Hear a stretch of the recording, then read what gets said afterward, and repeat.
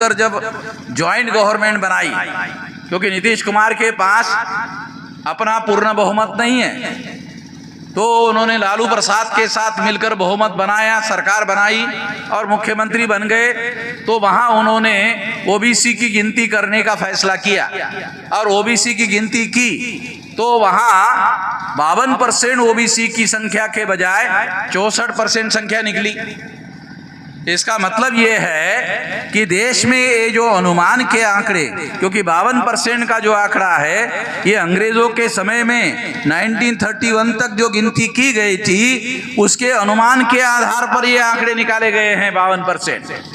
वास्तविक गिनती अगर की जाए, क्योंकि जब पाकिस्तान भारत में था उसके आधार पर यह गिनती की गई थी, उसके आधार पर ये आंकड़े हैं। जब पाकिस्तान भारत के बाहर गया, मुस्लिम लोगों की संख्या भारत के बाहर चली गई, तो स्वाभाविक रूप से उस अनुपात में बैकवर्ड क्लासेस के लोगों की संख्या परसेंटेज में बढ़नी चाहिए और वो संख्या बढ़ती हुई दिखाई दे सकती है। इसकी जानकारी ब्राह्मणों को है।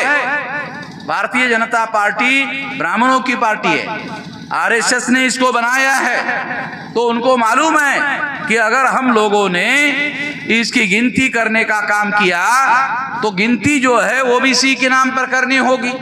अगर गिनती ओबीसी के नाम पर की गई तो फिर सवाल खड़ा हो जाता है कि ओबीसी का आंकड़ा निकलेगा। फिर ब्राह्मणों को लगता है कि अगर ओबीसी का आंकड़ा निकलेगा तो हिंदू का आंकड़ा नहीं निकलेगा, और इसीलिए ओबीसी की गिनती वो करना नहीं चाहते।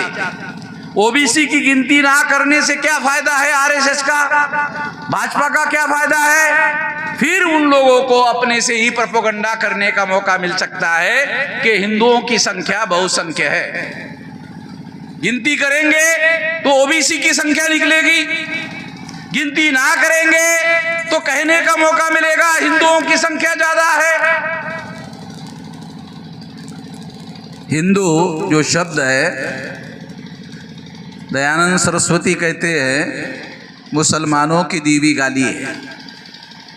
अगर दयानंद सरस्वती ब्राह्मणों के सबसे बड़े नेता हुए हैं, आज़ादी के पहले के नेता हुए हैं, और अगर उन्होंने ये कहा कि हिंदू मुसलमानों की दी हुई गाली है, तो आरएसएस और भाजपा के लोग हमारे लोगों को हिंदू क्यों कह रहे हैं? और अगर कह रहे हैं तो हिंदू कहकर हमारे लोगों को गाली क्यों दे रहे हैं?